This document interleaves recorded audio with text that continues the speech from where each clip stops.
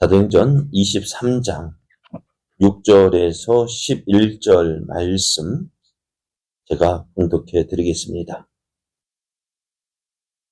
바울이 그중 일부는 사두개인이요 다른 일부는 바리새인인 줄 알고 공회에서 외쳐 이르되 여러분 형제들아 나는 바리새인이요 또 바리새인의 아들이라.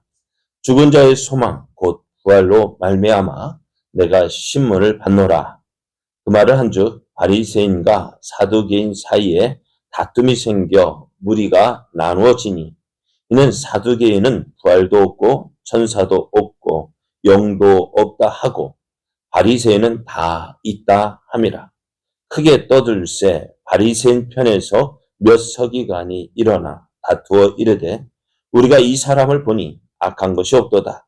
혹 영이나 혹 천사가 그에게 말하였으면 어찌 하겠느냐 하여 큰 분쟁이 생기니 천부장은 바울이 그들에게 찢겨질까 하여 군인을 명하여 내려가 무리 가운데서 빼앗아 가지고 영내로 들어가라 하니라.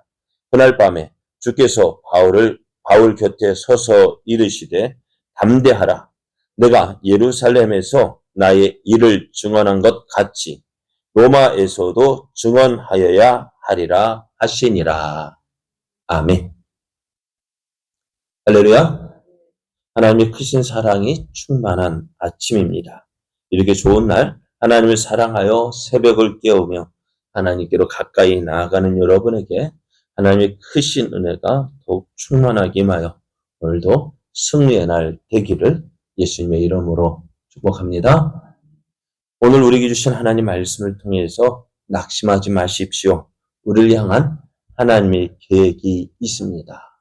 낙심하지 마십시오.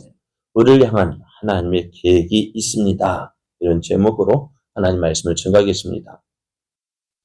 예루살렘 성전에서 결례를 행하고 있던 바울에게 갑작스럽게 많은 사람이 몰려들었습니다. 그리고 바울을 붙잡아 성문 밖으로 끌고 가는데요. 이 갑작스러운 일에 바울이 어찌할 바 몰라 하고 있는데 이 바울을 붙잡아 끌고 온 사람들이요. 바울을 때리고 또 나아가 죽이려고 했습니다. 바울이 이제 꼼짝없이 죽었다라고 생각한 그때 로마 군인을 앞세운 천부장이요. 바울의 주변을 둘러싸더니 바울을 죽이려고 하는 사람들에게서 바울을 떼어 놓았습니다. 그렇게 바울은 죽을 수밖에 없었던 위기의 순간에 이제 보호함을 받게 되어지는데요. 그렇게 이제 보호함을 받는 가운데 이제 바울은 자기를 죽이려 하던 그 사람들에게 내가 어떤 사람인지 또 어떻게 예수를 믿게 되었고 또 오늘 이렇게 그들 앞에 서 있는지에 대해서 자세하게 이야기를 했습니다. 하지만 저들은 듣지 않았어요. 오늘 우리가 전도하다가 안 듣는 경우 때문에 우리가 낙심하죠. 그런데 전도한다고 해서 했을 때 듣지 않는다고 해서 낙심할 이유가 없어요. 왜? 우리 하나님은 우리의 전도에 우리가 하나님을 기뻐하시는 것은 뭐냐? 우리가 하나님 말씀에 순종해서 전도하는 그것을 통해서 기뻐하시고요. 또 그 영혼이 예수님 믿고 하나님께로 돌아오는 것은요. 우리의 말의 능력에 의해 있는 것이 아니라 성령의 감동으로 되어지는 것이라는 사실을 우리가 효과적 부르심을 통해서 배웠습니다. 바울도 보십시오.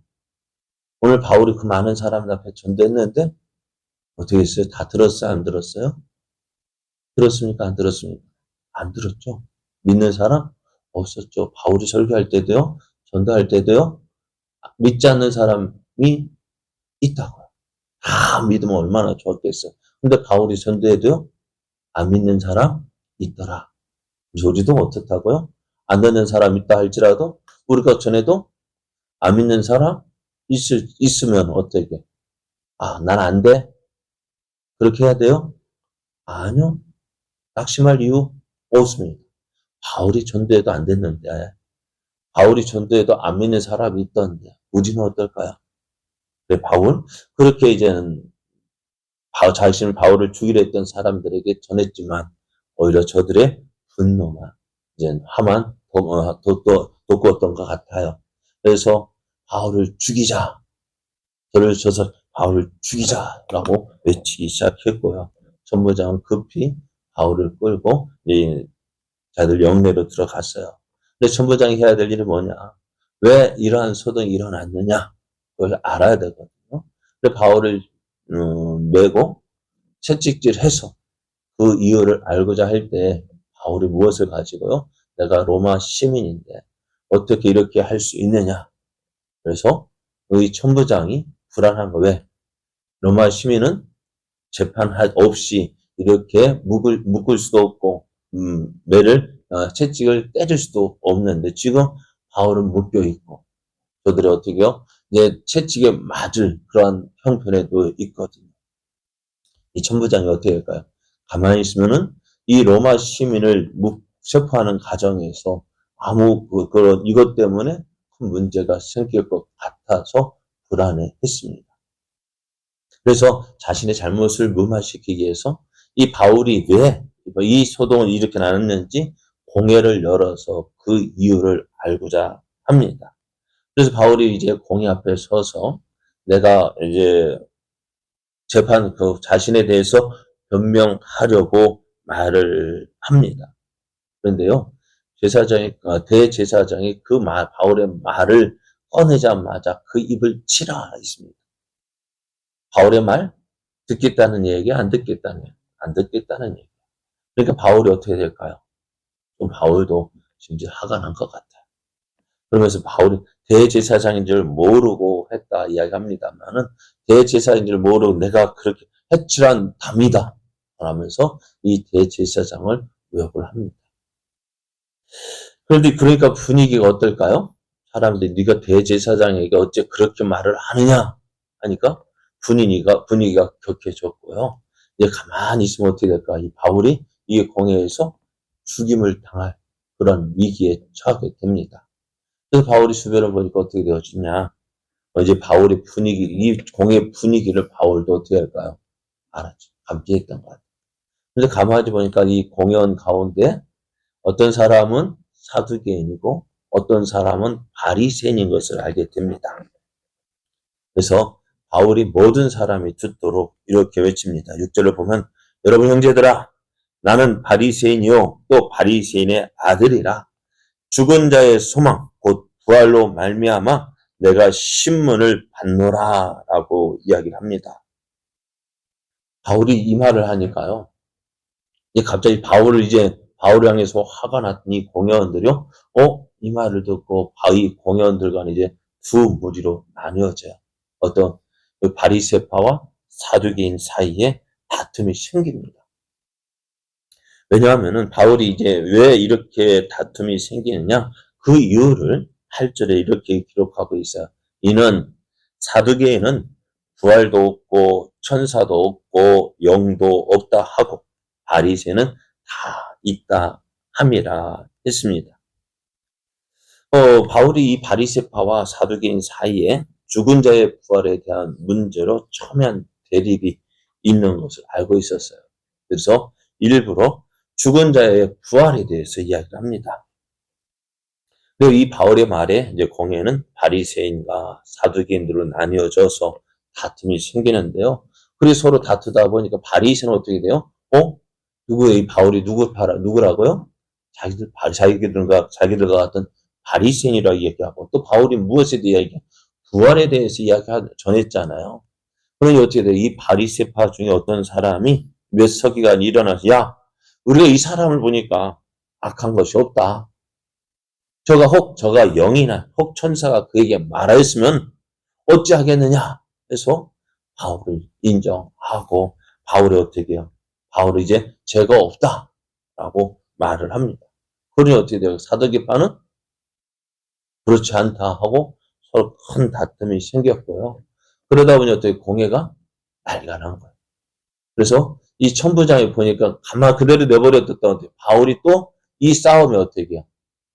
고래 싸움에 새우등 터진다고 이 사두개파와 바리새파 가운데 어떻게 해요?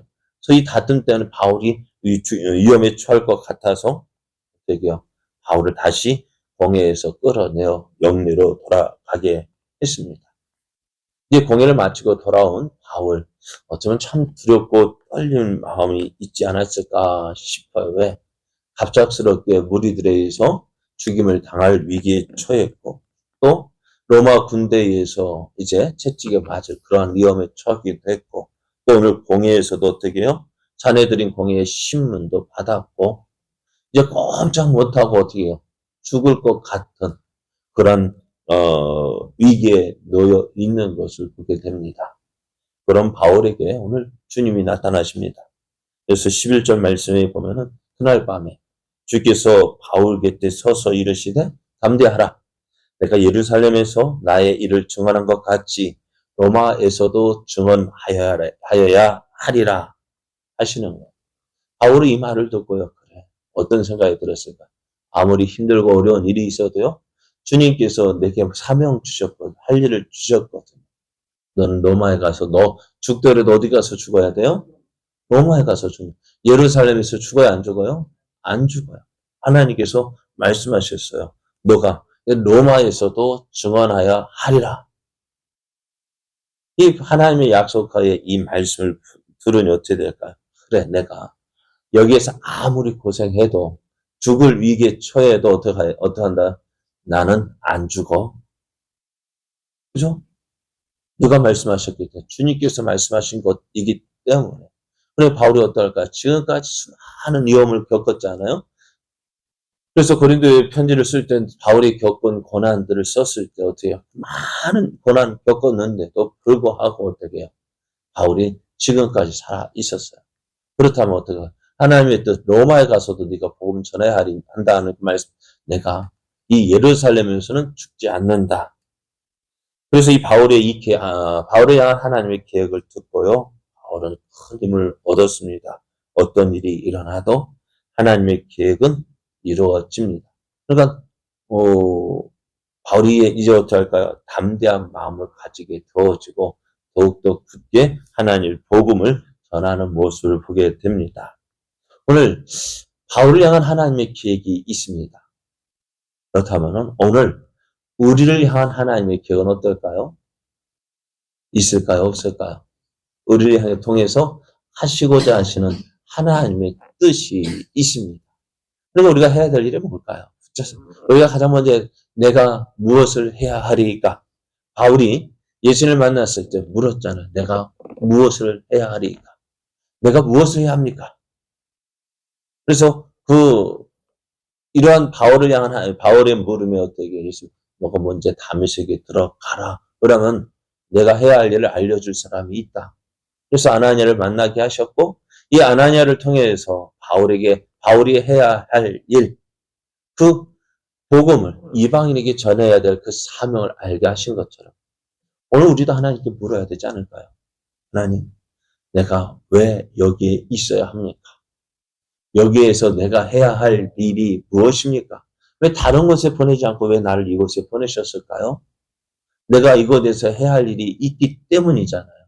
그럼 하나님, 내가 해야 할 일이 무엇입니까? 그걸 빨리 알아야 되지 않겠어요? 그래야 어찌 될까요? 내가 알고 행하는 것이 낫지. 모르고 우연히 어떻게 무엇을 해야 할지 모르고 그냥 이거 해보고 저거 해보고 하다 보면은 그렇게 하다 보면 어찌 될까요? 주님 오셨을 때 너 뭐 했니? 하고 물으실 때 난 이것도 하고 저것도 했는데 그렇게 말해서 주님께서 내게 원하시는 일이 아니라 한다면 어찌할까요? 그래서 오늘 하나님 내가 무엇을 해야 하리? 그래서 그 주신 사명 붙잡고 나가야 되지 않을까요? 그래요. 오늘 바울 향한 하나님의 계획이 있듯이 하나님은 우리를 향한 분명한 계획을 가지고 있습니다. 오늘도 그 뜻을 이뤄가기 위해서 우리에게 7월 1일 이 날을 허락해 주셨습니다. 그래서 오늘 어떠한 일을 만나도요. 낙심하지 마십시오. 실망하지 마시고요. 또 포기하지도 마시고요. 오늘 하나님께서 나를 향한 분명한 계획이 있습니다. 이제 그 하나님의 하실 일, 나를 통해서 하실 일을 기대하고요. 믿음으로 행하십시오. 어떠한 일이 닥쳐도 하나님은 나를 통해서 이루시고자 하는 일이 있어. 그 일을 믿고요. 오늘 우리에게 주어진 이 자리에서 하나님, 내가 주님을 위하여서 내가 오늘도 충성된 종 되어져서 하나님 기뻐하시는 일을 이루어 가겠습니다. 믿음으로 행하여 하나님의 뜻을 이루어가는 우리의 삶 되기를 원합니다. 그래야 할 때 어떻게 할까요? 힘들다고 해서 사명 있는 사람은 어떨까요? 쉽게 쓰러지지 않습니다. 주저앉지 않습니다. 목표가 있는 사람 어떨까요? 일반 사람들도 목표가 있으면 어떻게 돼요? 어떠한 일이 있어도 일어나잖아요. 오늘 우리를 향한 하나님의 계획이 있어요.